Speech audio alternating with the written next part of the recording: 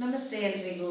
ನಾನು ನಿಮ್ಮ ಪ್ರೀತಿಯ ವಿದ್ಯಾಶ್ರೀಗಳು ನನ್ನ ಒಂದು ರಚನೆಯ ಕವಿತೆಯೊಂದಿಗೆ ನಿಮ್ಮ ಮುಂದೆ ಬಂದಿದ್ದೇನೆ. ಕವಿತೆಯ ಶೀರ್ಷಿಕೆ ಮುಖವಾಡದ ಹಿಂದೆ. ಇವತ್ತು ನಾವೆಲ್ಲರೂ ಕೂಡ ಮುಖವಾಡಗಳನ್ನು ಹಾಕಿಕೊಂಡು ಬದುಕುವಂತಹ ಅನಿವಾರ್ಯತೆ ನಮ್ಮ ಮುಂದೆ ಇದೆ. ಹಾಗಿರುವಾಗಿ ಮುಖವಾಡದ ಹಿಂದೆ ಎಂಬಂತಹ ಒಂದು ರಚನೆ ನನ್ನಿಂದ.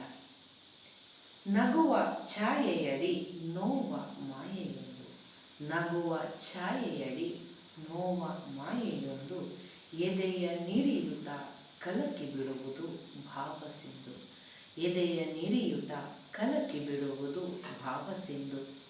ತುಟಿ ತುದಿಯ ನಲಿಯುವಿಕೆಗೆ ಕಣ್ಣಂಚುಗಳು ಒಣಗಿ, ತುಟಿ ತುದಿಯ ನಲಿಯುವಿಕೆಗೆ ಕಣ್ಣಂಚುಗಳು ಒಣಗಿ, ನಭದ ತಾರೆಗಳು ನಾಚುವಂತೆ ತಾ ಮಿನುಗತೊಡಗಿ, ನಭದ ತಾರೆಗಳು ನಾಚುವಂತೆ ತಾ ಮಿನುಗತೊಡಗಿ.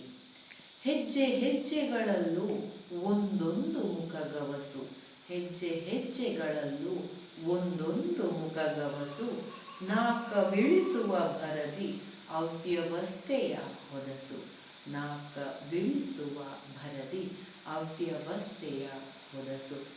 ಇಲ್ಲದುದ ಇರುವಂತೆ ಇದ್ದುದನ್ನು ಇರದಂತೆ, ಇಲ್ಲದುದ ಇರುವಂತೆ ಇದ್ದುದನ್ನು ಇರದಂತೆ, ತೋರಿಸುವ ಪೇಚಿನಲ್ಲಿ ಬದುಕು ಸಾವಿರ ಸಂತೆ, ತೋರಿಸುವ ಪೇಚಿನಲ್ಲಿ ಬದುಕು ಸಾವಿರ ಸಂತೆ.